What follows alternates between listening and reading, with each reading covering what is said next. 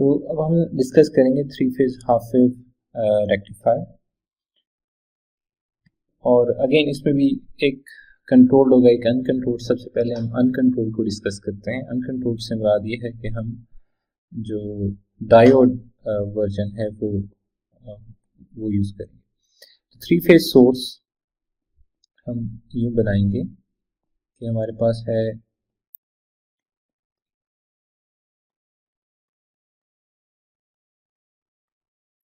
से हम VA, VB और VC का नाम देंगे, और ये आपस में एक पॉइंट के ऊपर कनेक्टेड है। अब हर एक फेज के अंदर हम एक डायोड यूज करने लगे हैं, जिस तरह बिल्कुल सिंगल फेज हाफ वेव में होता है, उसी तरह से यहाँ पे भी ये काम करेंगे कि हर एक फेज के अंदर एक डायोड है वो हम लगा देते हैं, और ये जो कैथोड है इनके को आपस में कनेक्ट करके हम लोड लगाते हैं। पहले एक रेजिस्टिव लोड। तो जो डायोड्स हैं उनको हम नंबर कर देते हैं। ये हमारे पास से D1 है, ये दूसरा D2 और ये D3 है। आउटपुट वोल्टेज है V0 और आउटपुट करंट है I0, और इनमें से अगर से इस फेज की बात करें तो करंट फ्लो कर रहा है IA। तो ये हमारे पास एक three phase half wave type जो रेक्टिफायर है वो हमारे पास। अब इस रेक्टिफायर के ऑपरेशन को समझने के लिए मैं एक आपको डेमोन्स्ट्रेशन दे देता हूँ कि लेट्स से एक ऐसी कॉन्फ़िगरेशन जिसमें डायोड्स के जो कैथोड है वो आपस में कनेक्टेड है। लेट्स से ये तीन डायोड्स हैं और इनकी कैथोड आपस में कनेक्टेड है, और ये हमारे पास एनोड जो है वो डिफरेंट पोटेंशियल, ये है D1, ये है D2 और ये है D3। अब अगर हम ये कहें कि लेट्स से यहाँ पे 3 वोल्ट अप्लाई हो रहा है, यहाँ पे 7 वोल्ट है और यहाँ पे है 10 वोल्ट, तो इस पॉइंट के ऊपर वोल्टेज क्या होगी, मतलब कौन सा डायोड जो है वो कंडक्ट करेगा इन तीनों में से। जब आप ये कहते हैं कि एनोड पॉजिटिव हो तो conduct, anode with respect to cathode positive हो तो कंडक्ट करता है। तो अगर लेट्स से हम कहते हैं कि D1 कंडक्ट कर रहा है, लेट D1 ऑन है, तो अगर D1 ऑन है तो यहाँ पे तो 7 वोल्ट, 7 वोल्ट अगर यहाँ पे 3 वोल्ट है तो इसका मतलब 7 वोल्ट ज़्यादा है। इसका एनोड जो है हायर पोटेंशियल पे है कैथोड के रिस्पेक्ट से, तो इसका मतलब ये ऑन होना चाहिए। और अगर यहाँ पे D2 ऑन है, यहाँ पे 7 वोल्ट है, तो 7 वोल्ट होने का मतलब ये है कि ये ऑफ है, जो D1 है ये ऑफ है। तो D1 ऑन जो है ये फॉल्स है, पहली बात ये कि ये फॉल्स है। अब अगर ये बात करें कि नीचे तो 10 वोल्ट है, अगर यहाँ पे 7 वोल्ट है, यहाँ पे 10 वोल्ट है, तो इसका मतलब D3 इज ऑन, तो इसका मतलब D2 ऑन है ये भी फॉल्स होगा, क्योंकि अगर यहाँ पे 10 वोल्ट आ गया है तब ना D2 कंडक्ट कर सकता है क्योंकि इसका एनोड 3 पे है, एक का एनोड 3 पे है, दूसरे का 7 पे है, कैथोड इसका हायर पोटेंशियल, तो इसका मतलब D3 ऑन है ये ट्रू है। तो इस छोटी सी इस डेमोन्स्ट्रेशन से बताना ये मकसद है कि इन तीनों डायोड में से कौन सा कंडक्ट करेगा, ये आपको क्लू मिलता है। कि जिस फेज की वोल्टेज मैक्सिमम होगी इन तीनों में से वो आउटपुट पे अपीयर होगी। एक्चुअली वी नॉट में क्या होगा कि इन तीनों में से मैक्सिमम वोल्टेज जिसकी होगी इंस्टेंटेनियसली, हमारे पास है VA है, VB है, VC है, इनमें से इंस्टेंटेनियसली जिसकी वोल्टेज बाकी दो से मैक्सिमम होगी तो वो पर्टिकुलर डायोड जो है वो कंडक्ट करेगा उस फेज का, और बाकी दो जो है वो रिवर्स बायस हो जाएंगे, जिस तरह अभी यहाँ पे हमने डेमोन्स्ट्रेट किया कि फेज C का जो लेट्स से वोल्टेज 10 था वो बाकियों से ग्रेटर था, तो इस वजह से D3 कंडक्ट कर रहा था। तो एनी मोमेंट पे हम देखेंगे कि तीनों फेज में से जिसकी वोल्टेज बाकी दो से ज़्यादा होगी वो वाला फेज डायोड उस फेज के अंदर जो है वो कंडक्ट करेगा, बाकी नहीं करेंगे। ये पॉइंट जो है क्लियर कर लेते हैं। ठीक, तो अब हमारे पास जो वेव फॉर्म्स है, वेव फॉर्म्स के अंदर यहाँ पे मैं बता देता हूँ कि हमारे पास है VAB, हमारे पास VA,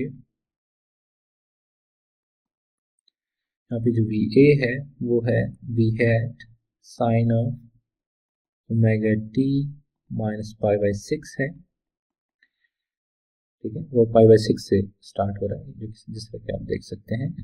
VB हमारे पास है V hat sine of omega t minus 5 π/6, और जो VC है वो है V hat sine of omega t minus 9 π/6। अब जो पिछले हमने डिस्कशन की थ्री फेज सिस्टम की, उसमें हमने जो फेज वोल्टेजेस यूज किए हैं वो थी वो थे 0 -2 π/3 और -4 π/3। लेकिन यहाँ पे इन तीनों को अगर आप थोड़ा सा फेज शिफ्ट अगर आप दे दें -π/6 का, तो ये चला जाता है -π/6 पे, जो 0 वाला है ये वाला चला जाएगा -5 π/6 पे, और ये वाला पहुंच जाएगा -9 π/6 पे। ठीक, तो थ्री फेज सिस्टम है, रिलेटिवली इनको आगे पीछे किया जा सकता है, उसमें कोई इशू नहीं है। तो इनको एक्सेस के ऊपर मूव करने में कोई इशू नहीं है, सिर्फ इनके बीच जो एंगल है वो 120 डिग्री ही होगा, ये हमारा है ये इम्पोर्टेंट है। ओके, तो यहाँ पे जो प्लॉट हुए हैं वो है VA, VB और VC प्लॉट हुए हैं, यही VA, VB, VC, और यहाँ पे सिर्फ दो प्लॉट हुए हैं line to line voltage VAB और VAC। तो VAB हमारे पास इस केस में है,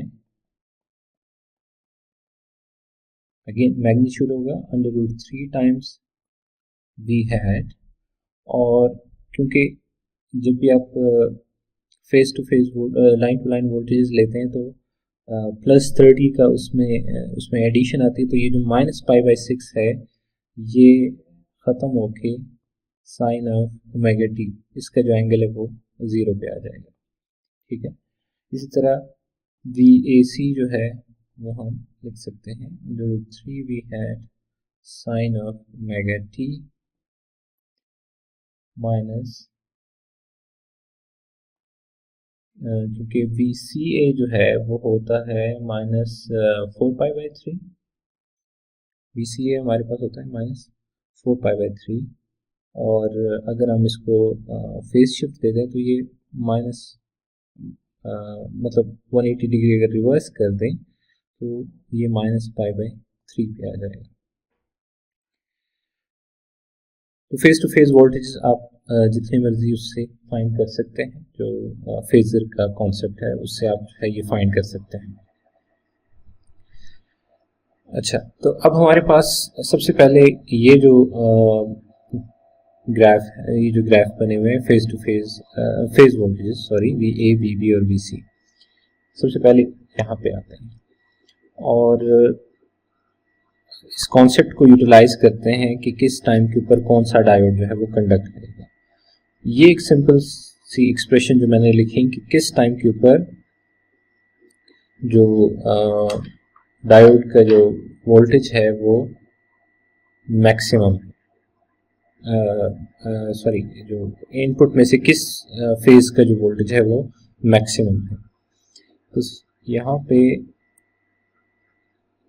लेट्स से इस यहाँ से स्टार्ट लेते हैं, यहाँ से आप स्टार्ट लें और ये देखें कि VA इस रीजन के दौरान ये π/3 से लेके पाई तक का जो इंटरवल है, इस दौरान VA ग्रेटर है VB और VC से। VB यहाँ पे कहीं जा रहा है, VC यहाँ पे कहीं जा रहा है, जो कि A से लेस है। मतलब इस इंटरवल के दौरान VA ग्रेटर है बाकी दो से। तो इसका मतलब इस दौरान ऑन होगा D1। तो ये इंडिकेट कर रहा है कि इस दौरान जो है कंडक्ट करेगा डायोड D1 और बाकी दो जो है वो ऑफ हो जाएंगे। अब नेक्स्ट जब ये क्रॉसिंग आ रही है, इस क्रॉसिंग के बाद हमारे पास VB ग्रेटर है बाकी दो से। VB ग्रेटर है VA से भी और VC से भी। तो इसका मतलब यहाँ पे अब कंडक्ट करेगा, इस दौरान कंडक्ट करेगा डायोड D2। फिर अगेन एक क्रॉसिंग, और इस क्रॉसिंग के बाद हमारे पास VC ग्रेटर हो जाता है बाकी दो से। तो इसका मतलब यहाँ पे कंडक्ट करेगा डायोड D3। और फिर से ये साइकिल जो है वो रिपीट होगा, फिर से जो है VA ग्रेटर हो जाएगा, फिर से उसके बाद जो है ये, तो अल्टरनेटिवली कंडक्ट करेंगे ये डायोड्स, पहले डायोड 1 फिर 2 फिर 3 और इस तरह से ये प्रोसेस जो है फिर से रिपीट होता रहेगा। तो अगर हम बात करें कंडक्शन एंगल की,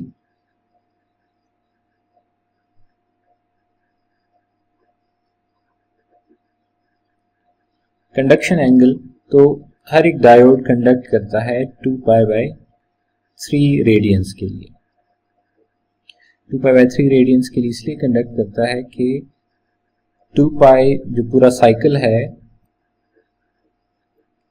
उसके अंदर ये डायोड्स इक्वल इंटरवल के लिए कंडक्ट करते हैं, 3 डायोड्स। तो इसका मतलब हर एक को मिलता है 2π/3 इंटरवल मिलता है हर एक को कंडक्शन के लिए। ओके, अब अगर हमारे पास है, जिस तरह अभी की सिचुएशन चल रही है कि कोई रेजिस्टिव लोड है, तो इसका मतलब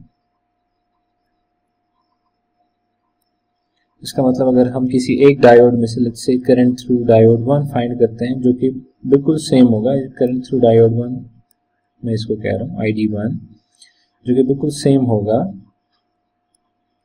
जो करंट है थ्रू IA। फेज A का जो करंट है वो बिल्कुल कंट्रोल हो रहा है ID1 से। तो अब हम यहाँ पे प्लॉट करते हैं ID1 को। तो ID1 में से करंट कब कंडक्ट कर रहा है, कब फ्लो कर रहा है, जब π/3 से π के बीच, इस दौरान करंट फ्लो कर रहा है थ्रू ID1। तो अब ID1 में से अगर करंट फ्लो कर रहा है इस दौरान, तो इसका मतलब है कि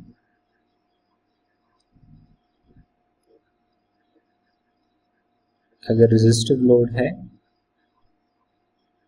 तो ये हमारे पास शेप बनेगी इसकी, और इसकी जो पीक वैल्यू होगी वो है वी हैट ओवर आर। ये सिर्फ एक डायोड में से मैं बात कर रहा हूँ। अगर इसके बजाय अगर मुझे प्लॉट करना होता से लोड करंट, तो लोड करंट फिर कुछ इस तरह से होता।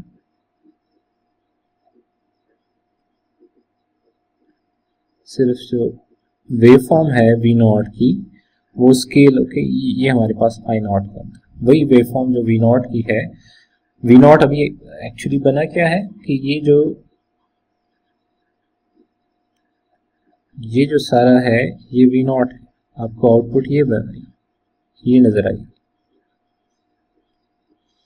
ये आपकी वी नॉट बनेगी, क्योंकि जब डायोड 1 कंडक्ट करता है तो आउटपुट पे वी ए है, जब डायोड 2 कंडक्ट करता है तो वी बी है। तो ये शेप जो है ये आउटपुट पे आपको नजर आएगी और रिजल्टिंग जो आई नॉट है वो कुछ यूं बन जाएगा। तो अब इसमें से डायोड 1 सिर्फ कंडक्ट कर रहा है π/3 से लेके पाई तक, और जिस तरह मैंने बताया ये कितना बनता है, 2π/3 बनता है। तो 2π/3 इंटरवल के लिए सिर्फ एक डायोड कंडक्ट करता है। इसी तरह अगर हम प्लॉट करेंगे करंट थ्रू डायोड 2 तो वो यहां से आगे बनेगा, ठीक है। इसी तरह अगर डायोड 3 तो वो इधर से आगे जो है यूं प्लॉट होगा, लेकिन यहाँ पे हमने सिर्फ एक डायोड के थ्रू इसको बनाया। ओके, अब फेज टू फेज वोल्टेजेस का अगर हम VAB VBC जो लाइन टू लाइन वोल्टेजेस हैं इनका अगर हम रोल देखें कि इसको कैसे यहाँ पे विजुअलाइज करें कि इसका क्या रोल है। तो रोल इसका यूं समझें कि हमारे पास एक डायोड कंडक्ट कर रहा है, फॉर एग्जांपल एक डायोड में से कंडक्शन चल रही है और दूसरे डायोड ने कंडक्ट करना है।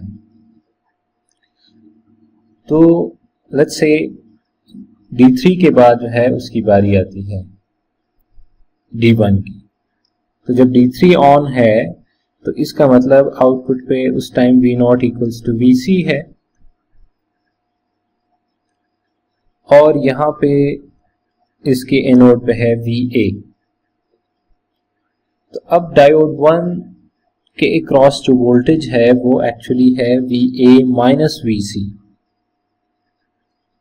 जो VD1 हम अगर इसको कह लें वोल्टेज अक्रॉस डायोड 1 वो है VA माइनस VC। तो जब VA माइनस VC, जिसे हम VAC भी कह सकते हैं, जब ये पॉजिटिव होगा तब D1 कंडक्ट करना शुरू करेगा। दूसरे अल्फाज में आप इसको ये समझें। तो यहां पे इस पॉइंट को ऑब्जर्व करें, यहां पे है हमारे पास VAC और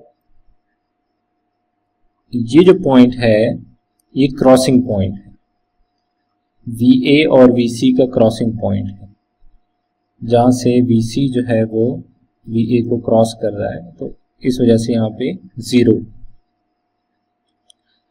तो इसका मतलब जब भी VAC पॉजिटिव होगा वहां से कंडक्शन शुरू कर देगा डायोड D1। तो डायोड D1 कंडक्शन शुरू कर देता है यहां से, जब यहां से हम स्टार्ट लेते हैं।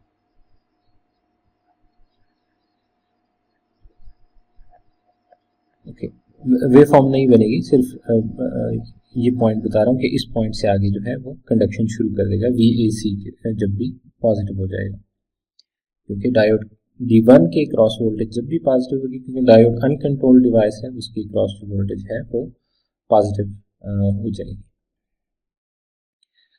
तो अगर हम प्लॉट करना चाहते हैं वोल्टेज अक्रॉस डायोड 1, तो वोल्टेज अक्रॉस डायोड 1 को हम कैसे प्लॉट कर सकते हैं उसको देखते हैं। तो ये कंडक्ट कर रहा है हमारे पास डायोड 1 फ्रॉम π/3 टू पाई। इस दौरान कंडक्ट कर रहा है। यहाँ से आगे अब शुरू हो जाता है, पाई के आगे कंडक्शन कौन शुरू कर देता है, वीबी। वीबी आउटपुट पे आ जाता है, डायोड D2 जो है वो कंडक्शन शुरू कर देता है। तो जब डायोड D2 कंडक्ट करेगा तो इसका मतलब V नॉट के ऊपर आ जाएगा VB, और जब आउटपुट पे आ जाएगा VB तो डायोड के क्रॉस D1 के क्रॉस वोल्टेज क्या आ जाएगा, VAB। तो अब यह इस पॉइंट के ऊपर आके, पाई के ऊपर आके हमारे पास कंडक्शन स्टॉप कर दी है डायोड D1 ने, और उसके क्रॉस वोल्टेज आनी शुरू हो गई है, ये VAB, यह वोल्टेज क्रॉस डायोड 1। और ये जो पॉइंट है 5π/3, इस पॉइंट के ऊपर अब जो C है, फेज C है, उसकी कंडक्शन शुरू हो गई, डायोड D3 ऑन हो गया, और येट अगेन हमारे पास V नॉट हो गया है VC। और V नॉट अगर VC हो गया है तो इसका मतलब ये हो गया कि हमारे पास अब डायोड D1 के क्रॉस वोल्टेज फिर से है VAC। तो इस पॉइंट के ऊपर वोल्टेज अक्रॉस डायोड जो है वो चेंज होके VAB आ रहा था अभी तक, इस पॉइंट के आगे वो जाएगा VAC हो जाएगा। और VAC जब पॉजिटिव होने लगेगा तो कंडक्शन शुरू हो जाएगी।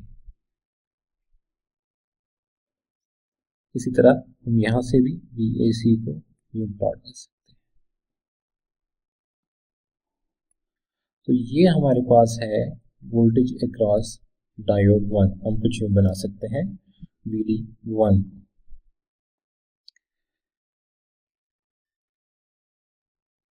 वोल्टेज जो है अक्रॉस डायोड 1 ये है 0। जब डायोड 1 एक्चुअली कंडक्ट कर रहा है, वो कंडक्ट कर रहा है फ्रॉम π/3 पाई, ये वो इंटरवल है जिसमें वो कंडक्ट कर रहा है। तो यहाँ पे जो 0 बनाया है ये वो रीजन है जिसमें वो कंडक्ट कर रहा है, डायोड बना ऊपर आपको उससे देख भी सकते हैं। जब डायोड 2 कंडक्ट करता है तो वोल्टेज अक्रॉस डायोड 1 बन जाता है VAB बनेगा। VAB बनेगा जब वोल्टेज अक्रॉस डायोड 1 VAB बनेगा जब डायोड 2 कंडक्ट करता है। और डायोड 2 कंडक्ट करता है किस रेंज में, डायोड 2 कंडक्ट करता है from pi to 5π/3, pi to 5π/3। इसी तरह वोल्टेज अक्रॉस डायोड 1 VAC होगा। देखिए पहला जो सब्सक्रिप्ट है ना वो A है, क्योंकि इस डायोड 1 के अगर आप एनोड को देखें तो हमेशा A पे फिक्स है। इसका कैथोड कभी B हो जाता है, कभी C पे चला जाता है, V नॉट कभी VB VBC बन जाता है, डिपेंड करता है कौन सा डायोड कंडक्ट कर रहा है। तो ओमेगा T की किस रेंज के लिए है, वो कंडक्ट करता है 5π/3 से 5π/3 से लेके 7π/3 तक। अब इसमें अगर आप इन्वॉल्व करें वो जो मैंने अभी आपको बताया कि एक डायोड कंडक्ट करता है 2π/3 इंटरवल के लिए, तो ये रेंज जो है ये 2π/3 है। इसी तरह पाई से लेके 5π/3 जो है ये अगेन 2π/3 है, और फिर से ये 2π/3 5π/3 से 7π/3 जो है अगेन 2π/3 का इंटरवल है। तो VD1 जो है 0 है जब D1 ऑन है, VAB है, ये जो VAB यहाँ से स्टार्ट हो रहा था, हमने सिर्फ इसको ज्वाइन किया, यहाँ पे ये डॉटेड लाइन चल रही है उसको हमने ज्वाइन किया VAB। फिर जब यहाँ से आगे कंडक्ट करने लगा डायोड D3 तो VAC, फिर से जब डायोड D1 कंडक्ट करने लगा तो फिर से 0। अच्छा, तो अब हमारे पास ये आउटपुट जो वेवफॉर्म आ चुकी है, इसकी अगर हम फाइंड करना चाहें एवरेज वैल्यू, क्योंकि जब भी हम किसी रेक्टिफायर को डिस्कस करते हैं तो हम उसमें एवरेज कंपोनेंट जो है उसकी क्या वैल्यू है, ये हमें इसमें हम इंटरेस्टेड होते हैं कि ज़्यादा हार्मोनिक्स है या जो डीसी कंपोनेंट है वो ज़्यादा है। तो इसके लिए मैं ज़रा सा ये क्लीन अप कर देता हूँ वेवफॉर्म, और वी नॉट हमारे पास बनता है, ये जो मैक्सिमम पॉइंट्स हैं ये हमारे पास बन जाते हैं, वी नॉट बनता है। तो इस वी नॉट की अगर हम फाइंड करना चाहते हैं average value, V naught average, सबसे पहले हमें फाइंड करना होता है इसका पीरियड। तो पीरियड इसका है कि एक जो साइकिल है, ये एक साइकिल है हमारे पास, ये है 2π/3 है। तो हमारे पास पीरियड क्या हो गया, 2π/3 इसका पीरियड हो गया। और इंटीग्रेट कर सकते हैं हम। अब ये जो इंटीग्रेशन हम परफॉर्म करेंगे ये कम्प्लीटली डिपेंड करता है कि हम वोल्टेज कौन सी चूज़ करते हैं। मिसाल के तौर पे अगर हम यहाँ पे VA चूज़ करते हैं तो इंटीग्रेशन की लिमिट होगी π/3 टू π, क्योंकि VA इस दौरान जो है वो आउटपुट पे अपीयर हो रहा है। इसी तरह अगर ये VB हो, जस्ट इन केस अगर हम VB से फाइंड करना चाहते हैं, क्योंकि सिमेट्रिक साइकिल्स हैं, सिर्फ शिफ्टेड है, शिफ्ट से DC लेवल पे कोई फर्क नहीं पड़ता जब आप फेज शिफ्ट ऐड करते हैं। इसी तरह अगर आप VB को देखें तो VB हमारे पास पाई से लेके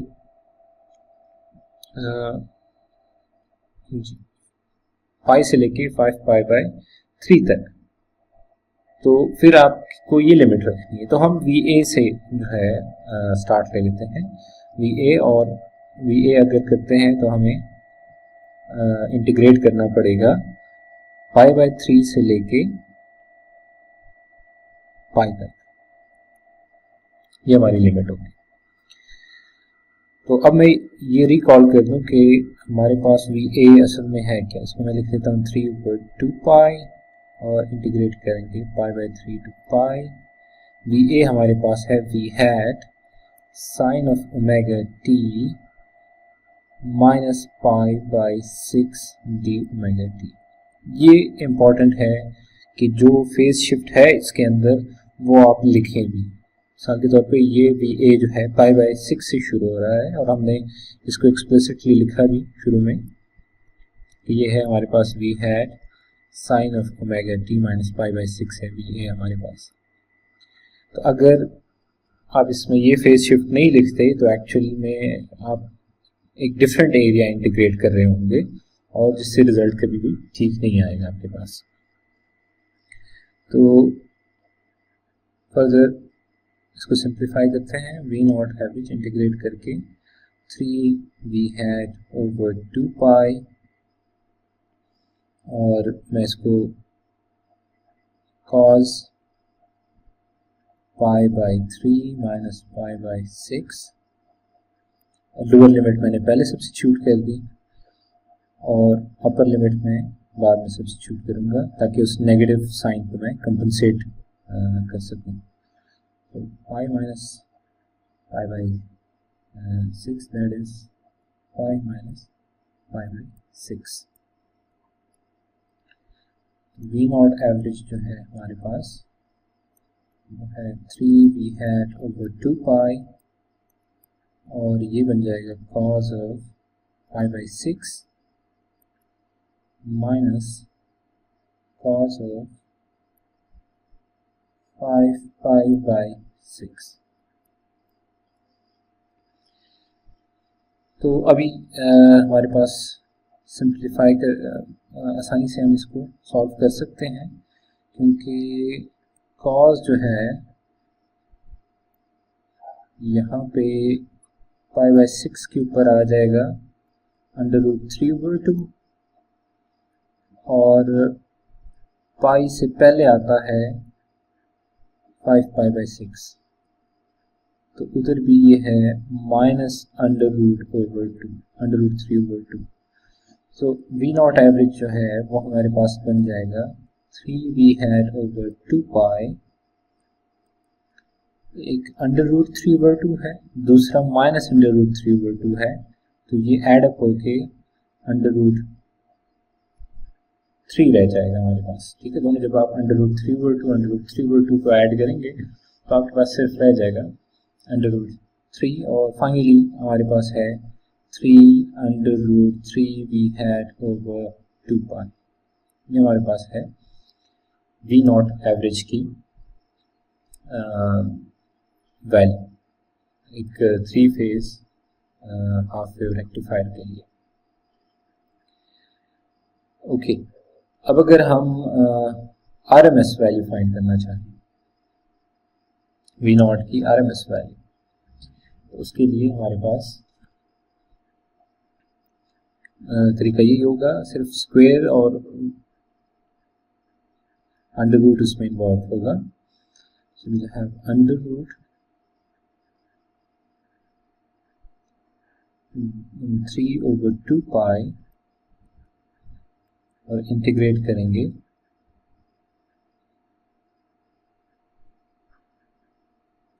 पाई बाय 3 से पाई तक।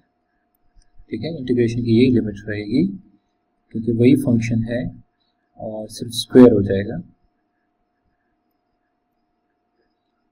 तो हम जिस दौरान डायोड 1 कंडक्ट कर रहा है उसी में से ये फाइंड कर रहे हैं। So V naught RMS 3v hat square over 2 pi, और 2 की जगह मैं 4 लिख देता हूँ क्योंकि इसको मैंने जो आइडेंटिटी से रिप्लेस करना है,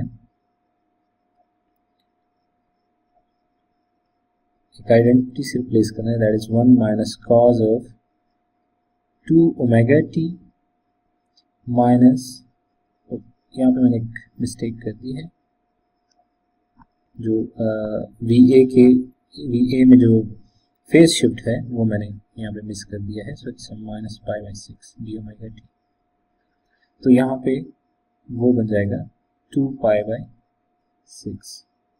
ठीक है, वो डबल हो जाएगा क्योंकि यहाँ पे भी 2 आएगा, उसको भी 2 कर देंगे, और इन D omega T under root.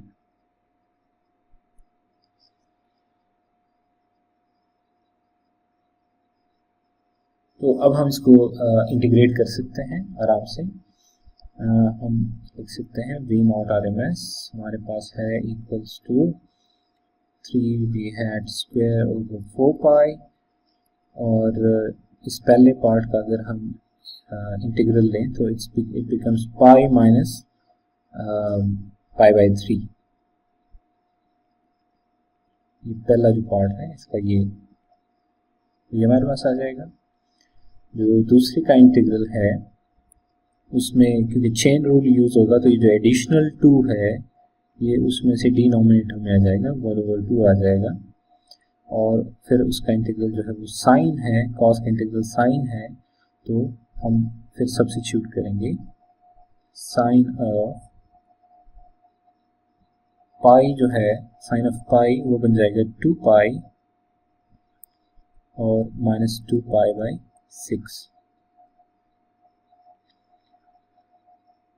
और दूसरा जो है वो हमारे पास है माइनस साइन, वो बन जाएगा हमारे पास 2 pi by 3 minus pi by 3। ठीक है, क्योंकि जो 2 पाई बाई 3 है वो 2 पाई बाई 6 है, वो एक्चुअली पाई बाई 3 है। तो यहाँ पे मैंने इसको 2 pi by 3 minus pi by 3 लिख दिया उसको। तो अब हम इसको फर्दर अगर सिंप्लीफाई करें,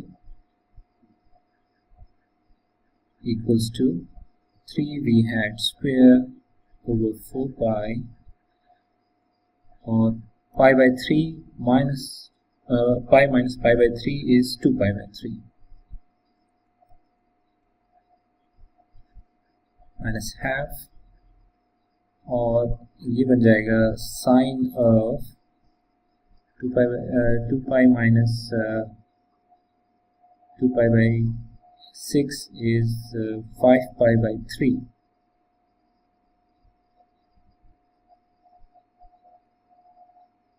और जो दूसरा है वो है minus sine of pi by three, 2 pi by three minus pi by three is sine of pi by three.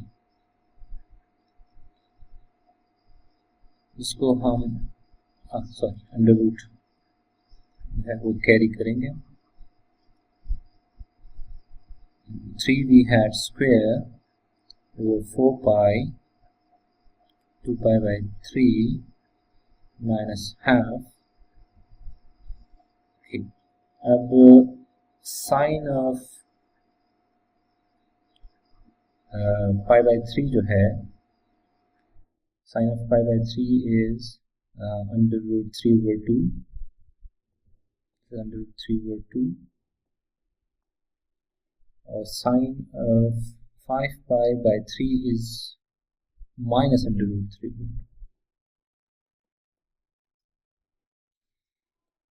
और ये अगेन ये अंडर रूट जो है वो चलता रहेगा,